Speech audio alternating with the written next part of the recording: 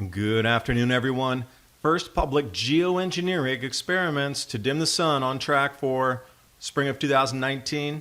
That is the beginning of this extinction level event. Stratosphere controlled perturbation experiment, Scopex, to disperse aerosols to reflect sunlight. They're going to try to replicate what happened in Mount Pinatubo, but they found that volcanic eruptions are accompanied by decreases in major grain crops from corn to soy to rice to wheat. They're basing all of this on computer modeling, and we know how correct that's been ever since the inception of global warming. Wait a minute, where are those runaway global temperatures? Oh, these 44 models are wrong. We're at the star on the right, not even 0.3 of a degree of warming. Even the new climate assessments talk about geoengineering. So this is coming, whether you like it or not. And the cherry on top, termination shock. If you ever cease, global warming will run away again. So it's going to be a permanent, forever program that you will be forced to pay for in the global tax. They're going to shift from CO2 to geoengineering. Watch it. They're going to take credit for cooling the planet, even though we're expected to go to a grand solar minimum. See, they're putting it out public now, so when the planet cools, they can say, look, it worked. Our technology cooled the planet. Now you have to pay forever. They never talk about the grand solar minimum. And in the article, they're such philanthropists, they're not even going to patent any of the technology involved in this geoengineering program. You know why? Because all of it's been patented already for the last 70 years. Dispersal from sea, dispersal from the air, and if that's not good enough, how about carbon capture plants? That's going to do a lot of good for the whole atmosphere. Reflective albedo, got to pay for that. Artificial trees, gotta pay for that in the cities. But why don't we just plant trees? If they're going to start spraying the atmosphere, we should do a global Manhattan project to resurface the earth with trees before they spray our skies. If they would look back in history, say 8,000 years, they would notice we're on a cooling trend now, heading into a grand solar minimum at the end of the interglacial. Temperatures are cooling, NASA admits it. Arctic ice is increasing, NASA admits it. Atlantic Ocean temperatures cooling, so you can expect cooler northern hemisphere temperatures. The sun decreasing its activity, global cooling right here, right now. They tell us we need to stop burning fossil fuels, yet they could have used antigravitics from Otis Carr, Dr. Brown, and several others in the 40s, 50s, and 60s. We could have dusted off those patents that Tesla had for wireless electricity, using Earth's magnetic fields for motors 100 years ago. And when they're spraying above your heads, I believe this is what I would see entering your planet's atmosphere. Welcome, nobody cares, population 7 billion. And during these uncertain times, I've teamed up with My Patriot Supply long-term food storage. A nice, affordable starter kit, 2-week food supply, 1,500 calories per day. Breakfast, lunch, and dinners, plus the 4-gallon storage containers included in that. This is a good first step in getting more self-sufficient. And if you click through the Prepare with Adapt 2030 page in My Patriot Supply, you can get this starter kit for $75. Please remember there's a limit of 2 per household in this special offer.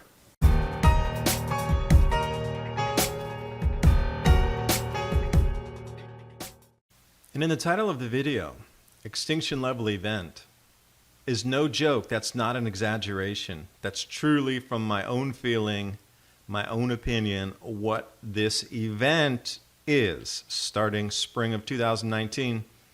Forget the global cataclysms, volcanic eruptions, earthquakes, global cooling, grand solar minimum, crop losses, etc. This trumps them all.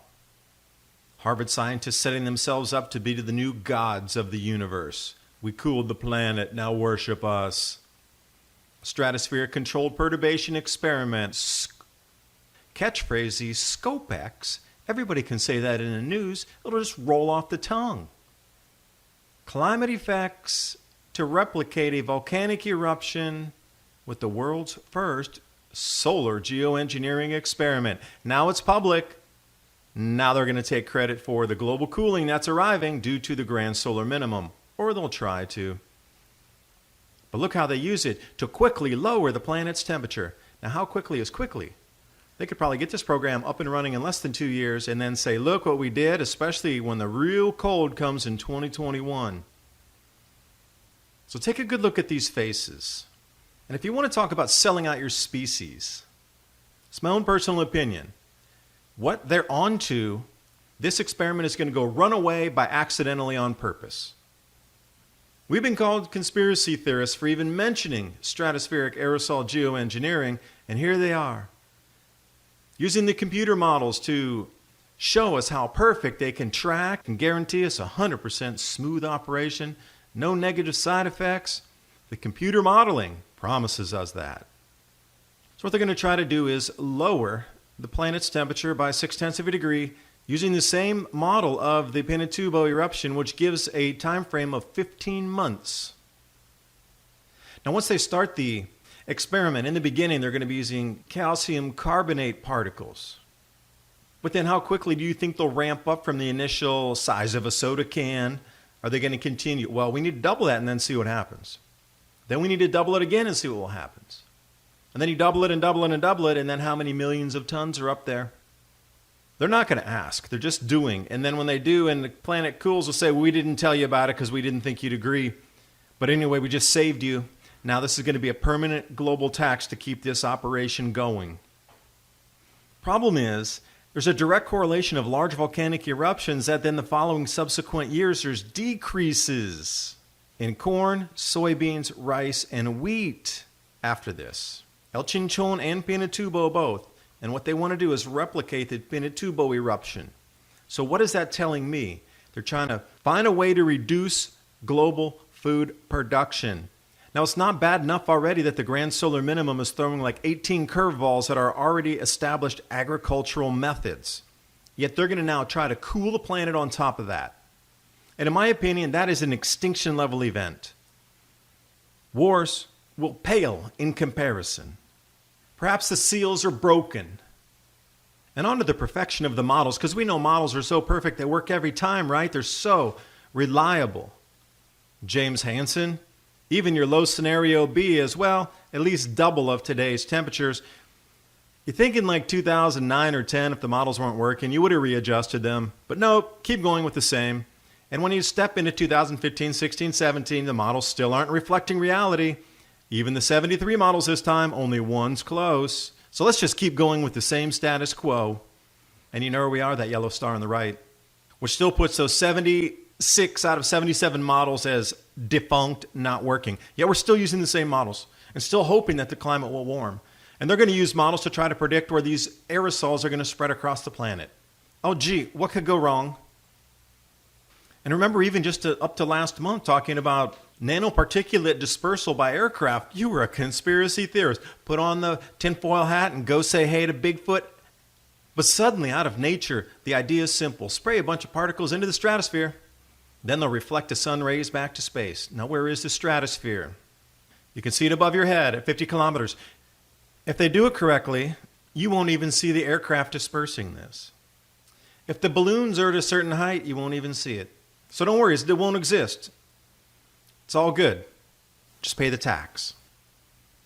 How would they deliver such particles into our atmosphere? Well, in the beginning, they're going to use a balloon, but then they're going to use a fleet of high-flying aircraft.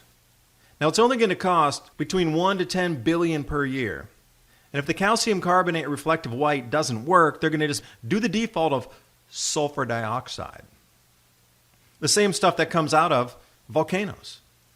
So either way, they got you covered. They're going to protect the planet. Global intervention is what they call it because we, the humans, are so bad.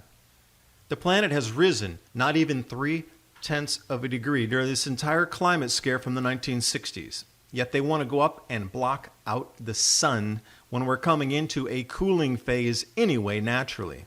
This is pure insanity. And because of the philanthropist mindset of this whole thing, of we're just giving a gift to humanity, the funded team will not seek to file a single patent in the process. It's going to begin in the spring of 2019. And the reason they're not filing any patents on this is because all the patents for aerial dispersal, marine surface dispersal, balloon dispersal have already been patented. Rocket dispersal. There's more than 300 patents on this type of dispersal mechanism for particulates into the atmosphere already. There's nowhere for them to patent anything. So I highly suggest you go over to climateviewer.com. I've done an interview with Jim, myself, 2-hour interview last year. It's on my YouTube channel. Also visit Climate Viewer News, climateviewer.com. You can see the full rundown of a full list of all these patents in play, the spray vessels, the spray nozzles, the ways ships are going to be used through here, all peer-reviewed research, all listed through journals, so you can see the results and you can see how they're trying to improve what they're doing. Aerosol cloud experiments, gotta love it. Ships, planes, balloons, rockets. And I love how David Keith in the beginning, he says, I have yet to encounter any public protest or any direct opposition aside from the occasional conspiracy theorist. Well, you know what, David Keith? I personally object on the record to this program. Personally, you found at least one. Experiments go wrong. Who is to blame? Oh, nobody. So I've linked an enormous amount of resources in the description box, even from the American Meteorological Society and everything in between. Take a look at all the reports coming out. Now, they're using all these different materials in the air. Calcium carbonate is what the Harvard crew wants to use, but they've also been using sodium chloride, potassium chloride, lithium carbonate, magnesium oxide, nanometals, barium, strontium, aluminum. And take a look at all these other research reports that are free. Click on the PDF and you can check out their results and what they were doing. Solar Geoengineering Research in India. I thought it was the first time it ever happened. November 9, 2018. Stratospheric Aerosol Geoengineering Large Ensemble Project. And I thought it was just supposed to be a couple 100 grams there, David and Frank, at the Harvard's Solar Geoengineering Research Program. You're already planning to scale it up. The plans are on the books. Now you can just say, well, we put it out in public and now it's time to go bigger. It really works. We did a lot of model runs. A climate response to aerosol geoengineering, a multi-method comparison 6 months ago. Impacts of stratospheric sulfate geoengineering on photovoltaic, meaning solar panels, and CSP plants. That's concentrating solar power. You get in the desert, you reflect like thousands of mirrors into a single point on a tower and boil the water. So they even have studies to how much this is already going to affect solar panels and CSP plants. That was back in May of 2017. And they're saying now that was the first time. We're delving into it now. We never even thought about it. Now, cloud brightening, that's where they shoot mist up from the ocean vessels, but they're investigating the surface and circulation impacts, meaning atmospheric disturbances due to the increased water vapor and particulate up there, meaning messing with the rain, messing with the flows of the atmosphere. How about the climate response to stratospheric sulfate injections? We got to know when we put all that up there how the climate is going to react and addressing climate emergencies. And that scares me the most because they already know there's going to be an emergency somewhere in here, so they're trying to address it preemptively to say, if you put this much, it's going to do this. And if you overput this extra amount, it's going to do this. That's what the whole report's about. And that was done back in 2012. Now, I know the science has gotten better in the last 6 years. Been a lot more computer model runs done, I'm sure. How about this one? Effects of solar radiation management, meaning spraying in the skies, which Harvard is now publicly saying they're going to do on the water cycle and coupled land atmospheric model, meaning that stuff drifts out of the sky eventually into your water supply. And how about the nugget at the bottom, 2011, seasonally modulated tropical drought induced by volcanic aerosols. Now just switch the word volcanic aerosols into Harvard's geoengineering spraying program. You mean they can cause drought when they do that? There's no problem there. I mean, they already did the model runs. Got to be perfect. You know, and Jim did a great job running down these patents with the images linked to the articles, the publications, the peer-reviewed studies. I highly encourage you, again, climateviewer.com. Go check out Jim Lee's work. You'll be shocked. You will not get off that site for days when you get there. It is an absolute mind-bending reality changer when you see it. And this cloud formation, where have I seen that before? Oh yeah, the cirrus clouds. This was carried out in South Africa, cloud seeding experiments. And the whole kicker on this, if you haven't just been like, what is this guy talking about already? Here's the best part of the whole report. Termination shock. Geoengineering only masks the real problem. If the practices ever ceased, unforeseen side effects and a runaway global warming almost instantly the moment they stop. So you see all that cash at the bottom? This is even better than CO2. Because once the planet cools, they're going to take credit for it. And then they're going to brainwash everybody into thinking, oh, well, this new thing, this new program is awesome. We can continue to pollute and still run our lives exactly the same, but all they need to do is spray in the skies and keep us cool down here. I like that. You know what? But I don't like paying 50% of my wages as the global tax to keep the program going. They'll just have a small tax in the beginning, but it'll be a global tax. And I do actually give credit to Nature for putting this in the bottom of the article. Jeff, great writing on this one. Not talking about geoengineering is the greatest mistake we can make right now. And I absolutely agree. This is an extinction level event in play. They're bringing it to the public finally. They've told you for years and years it wasn't happening. Those guys are conspiracy theorists. And here it is now happening. And what are you going to say?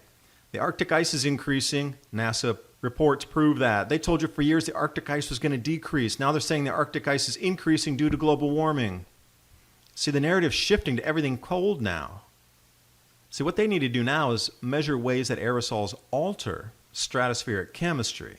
Global models on how large-scale geoengineering would possibly disrupt stratospheric ozone. Ozone is the least of our worries if the stratosphere gets disrupted in any way, shape, or form in the patterns that it is in now. Bad enough with the jet stream shifting due to a weakening magnetosphere from our sun going into a 400-year quiet period. But now they're telling you directly that putting this up there can alter the hydrological cycle on large-scale implementation. Year without a summer. Go back and check out the Tambora eruption, year without a summer, and see how little food they could grow for 3 years after that eruption. So even if they put an enormous amount up here and it goes wrong and they just, oops, we doubled the amount we should have put up, it's still going to take years for that to balance back out. And during those years, we're not growing crops on the planet. And during those years, billions of people are dying. Then the article finally winds up here. But they're here to help us. The models are just one set of work. They're very useful, but we really need to see what's happening on the ground, the rest of the observations in the real environment. So yeah, let's take a look at the real environment, and I'm going to take you back 11,900 years. We are at the far right. The more you go to the right, that's now and moving into the future. To the left is where we were in terms of warming and cooling. That spike at the very bottom at minus 1.4 out of there, that is coming out of the Younger Dryas era. Back up to the heat spike, where temperatures were 3 degrees Celsius warmer than today, 8,000 years ago. And then you can see the successive heat spikes as we move forward. And we are way at the very bottom. So this whole thing about runaway global warming is an absolute farce when you start to look at where our planet has been over the last 8,000 years. We're continuing downward into the end of the interstadial. Now, how much cooler will it get before it flips over into something that we haven't seen in 18,000, 20,000 years? Who knows? But the trend is downward.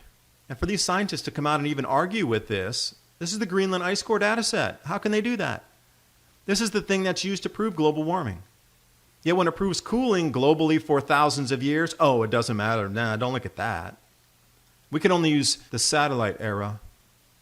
We can only use the 1880s after we were exiting out of a grand solar minimum, starting to warm again on the planet's natural warming and cooling cycle. We are going back into a 400-year lull at the minimum in solar activity. The sunspots are diminishing, solar activity is diminishing, our weather patterns are changing due to the jet stream shifting as our magnetosphere weakens. The forecast is for extreme cold anyway, to the point of global crop shortages by 2028, according to Valentina Zarkova, one of the leading heads of research on the planet into this solar activity and solar cycles, magnetic fields in the sun canceling waves, canceling magnetic fields in the sun. along with so many other astrophysicists, are saying we are going into a global cooling period. And now they want to start spraying the skies. They're going to hijack the cold. And when you see NASA and NOAA now starting to talk about cold, you know the whole thing's going to be hijacked. Add into this, the Atlantic water temperatures are cooling on its regular 60-year cycle from hot to cold to hot to cold. And when this goes cold in the Atlantic, generally, Europe gets cooler and the northern hemisphere gets cooler. The northern hemisphere follows water temperatures off the Atlantic. So we got the grand solar minimum going cold, we got the Atlantic going cold, and now they need to spray the planet to try to make the planet what? Cooler. Don't tell anybody, we just had 2 years of record-breaking global cooling. Inconvenient science, NASA data showing the global temperatures dropped. I guess NASA is a global warming denier. I overlaid these charts here. The yellow arrows there, those are the same exact points in time. So the bottom yellow arrow points to the top exactly where they start at 0.3 of a degree below. And those global temperatures don't look like they're runaway to me. And this is only a very small snippet of time, 1979 to present day. That's just a couple of decades. Take a look, summer temperatures. We were told to be up to 5.5 degrees hotter by 2070. Winters will be up to 4 degrees Celsius warmer. But all the CO2 in the atmosphere and all these changes that were supposed to have taken place, and it's just hotter, hotter, hotter. The summer mean temperature, 1910 to 2018. This is in the UK. It's a full 100 years. Where's the runaway heat spikes that we were supposed to see? Even from 2010, Mark, look at the drop in temperature. There was even more CO2 in the atmosphere then. So when we look at these super long-term trends, that's not super long, but 100 years, gives you a better indication than 40. We're not warming.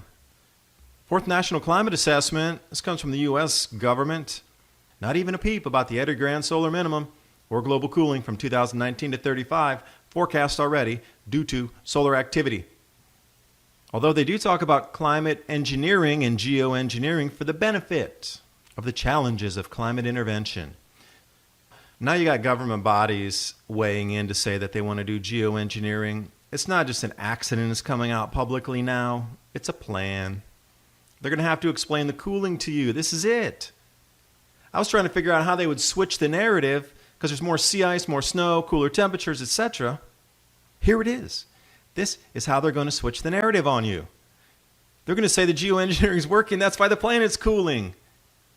I encourage you to check out the Harvard Solar Geoengineering Research Program. Linked it below. Frank, think about your species. Man-made versus nature. This is what we are destined for. And the banker on the left there, how much do you think they'll sell that one green plant for? You think your food's going to cost more money when they do this experiment? I'm going to say yeah. They're going to milk the population for every last penny, and then they're going to let you eat each other. Now, the only permanent solution to climate change is reducing greenhouse gas emissions. No, because the greenhouse gas emissions aren't causing the climate change. The sun is. But anyway, let's stay on that point. They tell us to stop burning fossil fuels. We've had these patents for electrogravitics to produce electricity for 70 years now. Take a look at Otis Carr's anti-gravity model. Those two disks spin in different directions. And once they reach around 1400 RPMs, it creates a weightlessness effect. But at the same time, it discharges electricity. Free electricity. Now understand the actual current generated to push these magnetic motors themselves is coming from outside the Earth's magnetic field. It's coming even outside the sun. It's coming from our galaxy. I know nothing's free energy. The base charge is coming from elsewhere in the spiral arm of our galaxy.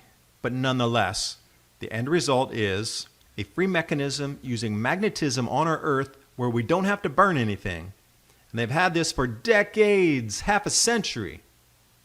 But we still don't use it. And talk about suppressed technology. These patents we've had from Nikola Tesla for more than 100 years. Also, same thing, magnetic motors, use of Earth's magnetic grid to produce power, wireless electricity, all these things where we wouldn't have to burn anything. Free power for the masses, no cost, no infrastructure. Yet now we need to spray the planet's skies to cool from a fictitious CO2 boogeyman.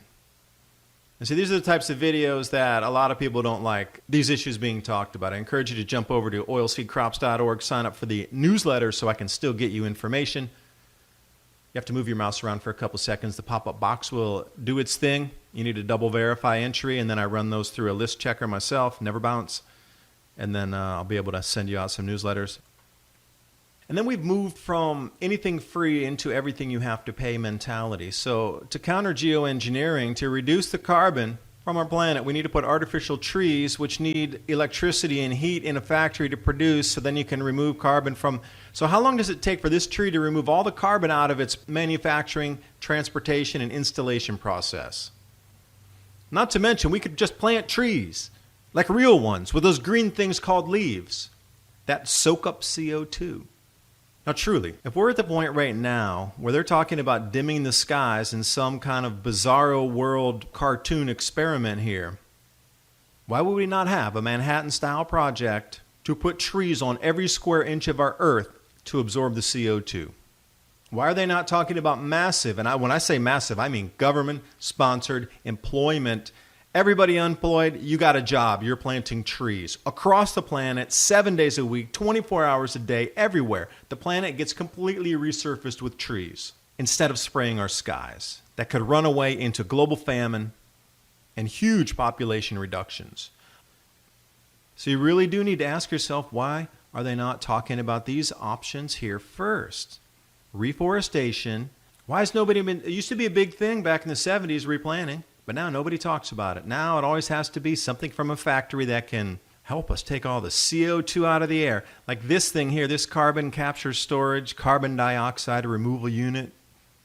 How much is that really going to make a difference in the atmosphere?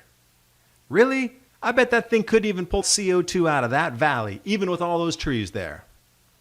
And these are the things they want to divert tax dollars to.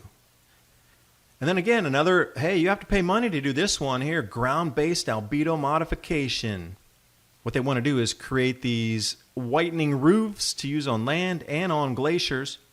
Now, how much square surface space would you have to produce in a factory, no less, to bounce the sunlight off at any kind of results would happen? Even if you made a square mile of this, that would have no result at all. That would do nothing for the global albedo effect. So what are you telling me? You're going to go into a factory and produce thousands of square miles of this stuff in a factory that requires electricity, heat, transportation to put this out somewhere? Yet you're talking about reducing CO2, yet you're making more CO2 for the solutions? This is insanity. Truly insane. If you want to cover something, cover it with trees. Hey, those trees, we could also plant fruit trees. And then people could get free food too. So on all that reforestation effort, why don't we cover everything with fruit trees and nuts? And anywhere that's in your grow zone, any kind of tree that could produce food for free for the community, let's replant with all that. And we've got the marine brightening, but here's the opposite, the cirrus cloud thinning. And again, they talk about cloud seeding. Let's thin these clouds by spraying something from an airplane.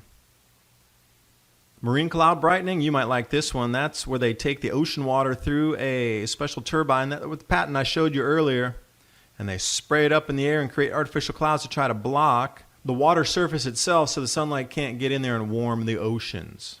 But you see, the Atlantic's on a cycle of 60 years. It's cooling.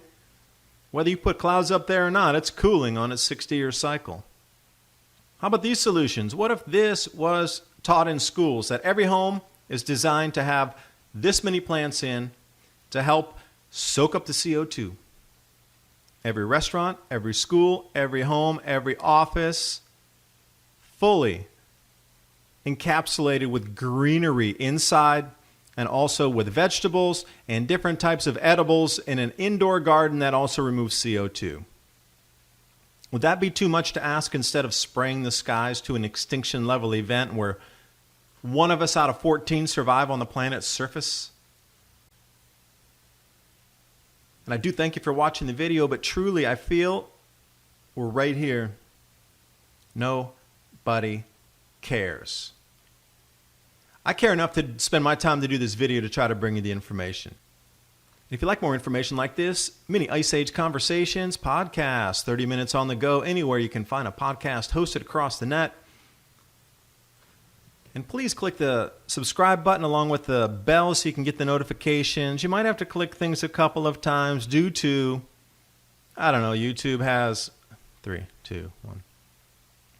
And please consider subscribe. 3, 2, 1. And please hit the subscribe button followed by clicking the bell. If you like the information, you can say stub to the channel, and I try to do videos pretty much daily on these. 3, 2, 1. And please remember to hit the subscribe button, click the bell so you can get the latest updates, and I'll bring you something several times a week.